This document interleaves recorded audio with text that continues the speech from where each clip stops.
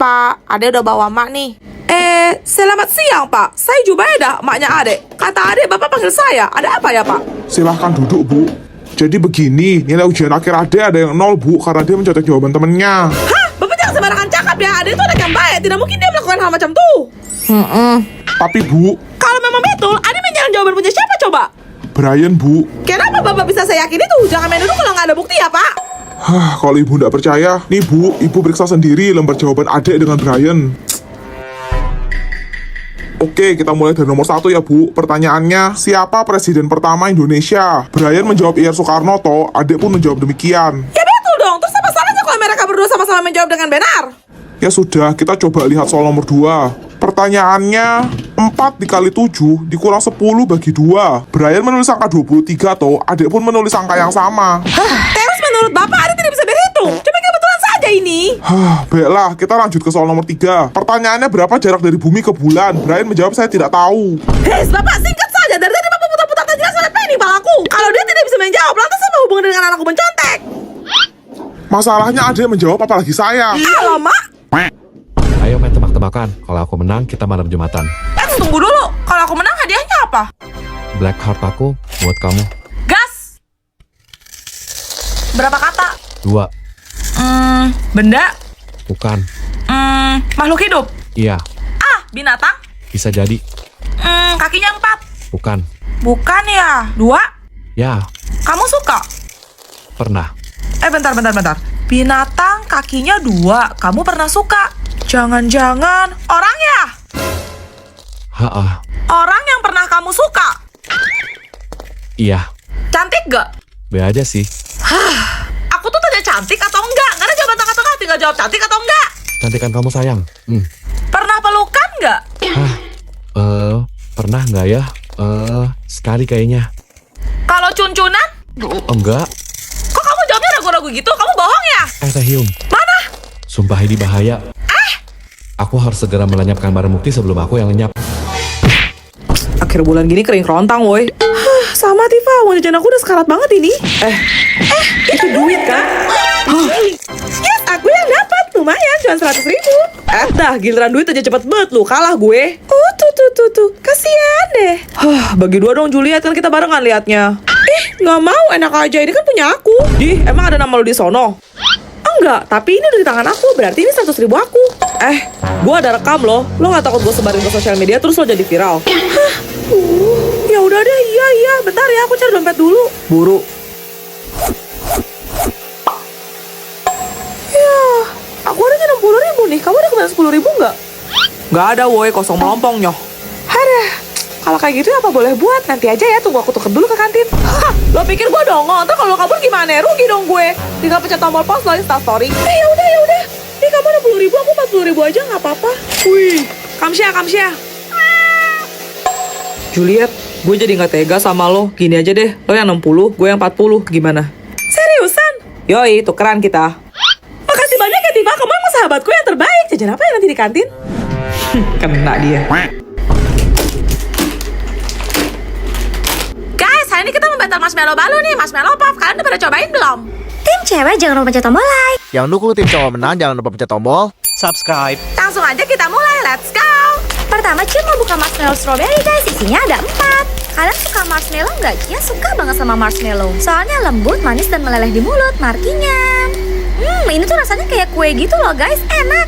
Lanjut, Cela mau buka yang warna oranye ini. Marshmallow-nya rasa buah plastik alias buah peach guys. Sekarang kita buka plastik kecilnya. Wangi buah peach guys. Markinya, mari kita manyam. Topping buah peachnya cocok sama rasa kuenya. Cela suka. Oke, aku mau buka yang warna hijau nih guys.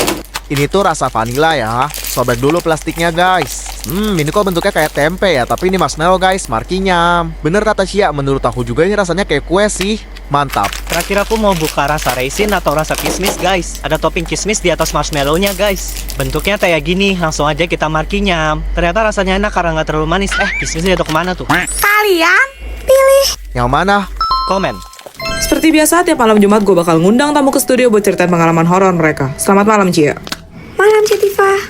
Ya, silahkan. Jadi ini adalah kejadian yang Cia alamin pas pulang kampung kemarin, Ceh. Cia punya tetangga, kita sebut aja Bunga ya, Ceh. Bunga cerita ke Cia kalau dia baru aja dapat boneka. Oh, dari siapa? Bunga bilang dikasih sama mama dari sumur. I see, terus? Tiap hari kan Cia main sama Bunga, dan Bunga selalu bawa boneka itu kemanapun Bunga pergi, yang dia namain Lala.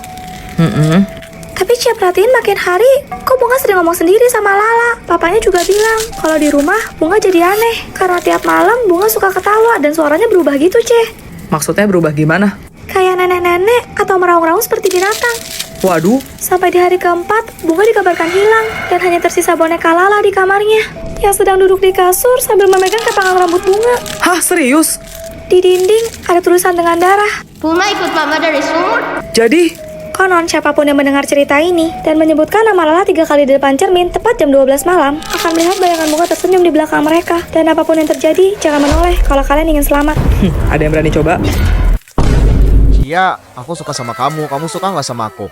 Cia juga suka sama kamu, Elliot. Serius Cia, kata Mama Elliot kalau dua orang saling mencintai bisa nikah. Gimana kalau kita nikah aja? Tapi kan kita baru umur 7 tahun, Mang boleh. Kamu tenang aja Cia, aku nggak sembarangan kok. Aku bakal ngomong ke papa kamu buat minta izin Cia. Oke deh. Selamat sore Om. Sore juga nak Elliot. Ada apa ya? Jadi begini Om, maksud kedatangan saya kemari ingin melamar Cia, anak Om. Dasar, kalian tuh masih bocah. Emang udah siap jadi suami istri. Terus nanti habis nikah mau tinggal di mana? Rumah Elliot banyak kok Om, tinggal Om pilih aja mau yang mana. Waduh. Oke, tapi kamu masih kecil loh Elliot. Belum cukup umur buat bekerja. Kalau nggak ada penghasilan mau makan apa kalian? Harusnya dari wanita Elliot cukup sih Om, mau jajan Elliot kan 700 juta seminggu. Buset. Lebih gede dari gaji gua dong. Oke, Om lihat-lihat. Sepertinya kamu udah cukup matang yang memikirkan hal ini. Betul Om. Baik. Lalu bagaimana jika kalian punya anak? Apakah kalian bisa mengurusnya? Sejauh ini kami memang belum beruntung untuk memiliki anak Om. Hah? Gimana maksudnya? Loh Om, Loh, Papa Cia kenapa, Elliot? kayaknya bapak kamu ngantuk banget ya sampai tiduran di lantai gitu. Bangun, Pak, nanti masuk angin loh. Oh iya, ngomong-ngomong gimana anak kita Cia? Belum dapet nih, Elliot. Pokoknya anak kita harus warna pink. Udah ya Juliet, aku ngantuk, aku tidur dulu. Lanjut besok lagi ya di sekolah. Aku harus bangun pagi, ada rapat OSIS soalnya. Oh ya udah, bye. Hah? Loh? Loh. Ini beneran langsung ditutup. Coba telepon lagi deh. Halo, Juliet, kok kamu langsung matiin teleponnya? tadi kan katanya kamu ngantuk. Iya, Terus katanya kamu juga mau tidur. iya, tapi... Tapi apa? Udah, besok kamu rapat OSIS pagi loh, ntar kamu telat lagi. Ya udah, love you-nya mana? Love you. Hah? Loh. Dia kenapa? Gua salah apa? Apa dia marah ya? Tapi perasaan gua nggak ngapa-ngapain. Telepon lagi lah. Kenapa lagi? Kamu ngambek ya sayang? Enggak, aku nggak apa-apa, udah ya. Enggak. Ini mesti ada sesuatu. Gue yakin pasti ada yang nggak beres. Dia kayak bukan Juliet yang gue kenal. Biasanya Juliet kan manja. Kalau mau tutup telepon, kamu dulu. Manis banget. Jangan-jangan matang. Diva, Vian, bangun Vian. Lo harus temenin gue ke rumah Juliet. ah elah. Hah, lu gila ya, soalnya jam 3 subuh lo mau diusir bapaknya? Ya makanya gue bawa lo buat jadi tumbal. Kecil. Ini tuh sekarang lagi situasi gawat darurat ya. Besok bisa terjadi perang dunia ketiga. Semua persiapan udah beres kan buat acara pensi nanti? Anak band udah pada standby semua kok, Tifa. Baru aja aku cek. Cowok-cowok pada mau tampil konser ya? Mimi nggak mau tahu ya. Pokoknya Mimi harus duduk di kursi penonton paling depan supaya mereka makin semangat pas lihat Mimi yang cantiknya natural, alami dan nggak dibuat-buat ini. Sudah mau buru-buru, udah pernah ngerasa citra belum tuh mulut? Sabar, Tifa, sabar. Ya, Mimi maklum sih. Kalian cewek-cewek pasti cuma FOMO kan? Mana mungkin kalian tahu lagu-lagu anak band? Apa cuma Mimi satu-satunya cewek yang hafal lagu band paling hits dan terkini? Mendingan lo hafalin doang sebelum gue bikin lo menghadap kayak maha kuasa. Sabar, Tifa, sabar. Iya, kalau kalian nggak percaya, Mimi bisa buktiin kok. Mimi bakal nyanyi satu lagu dari penyanyi paling terkenal sedunia, Justin Bieber. Judulnya Deposito. Lo mau nyanyi apa nabung? Gue lempar celengan juga lo. Sabar, Tifa, sabar. Deposito, kue lempar pisau kilo deposito. Gagang 2, 3 kaos gado-gado. Deposito. Diam! Lo dari tadi nyanyi gak jelas gitu, enak sebas dulu pakai yogurt. Iya, aku juga mau, Tifa. Bagi dong. Nih, lo pilih dah mau yang mana. Sumpah, ini tuh seenak itu. Aku suka, soalnya nata kokonya banyak banget. Yummy. Yoi, panas-panas gini tuh nyegerin banget, plus kenyangin pula. Masih ada nggak? Bisa punya Mimi aja, masih sisa dikit. Mimi suapin ya.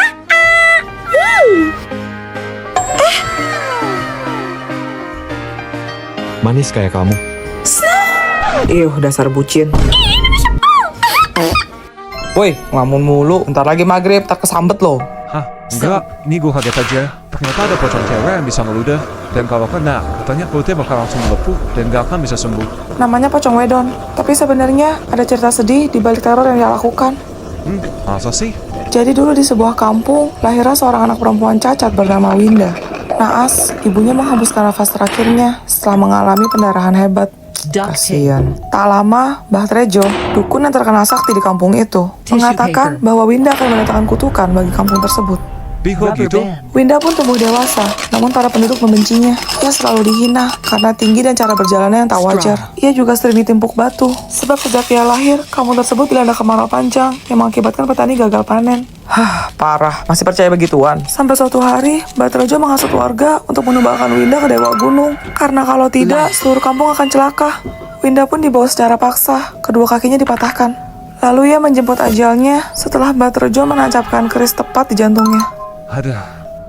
Tapi sebenarnya itu cuma akal-akalan Mbah Trejo aja yang ingin menguasai ilmu tengkorak geni. Di mana syarat terakhirnya adalah mempersembahkan gadis yang berusia di bawah 17 tahun. Jangan bilang. Semenjak lahir, Mbah Trejo sengaja menyebarkan rumor miring tentang Winda. Belum lagi, kemarau panjang di kampung tersebut adalah ulah jin jahat Mbah Trejo sendiri. Ngawur. Arwah Winda yang tak terima itu pun menuntut balas. Ia berubah menjadi sosok pocong wedon setinggi lebih dari 2 meter, yang bisa terbang melayang dan mulai meludahi sisi kampung termasuk Mbah Trejo. Hingga tidak ada satupun orang yang tersisa. Dan kini, kampung tersebut menjadi kampung mati.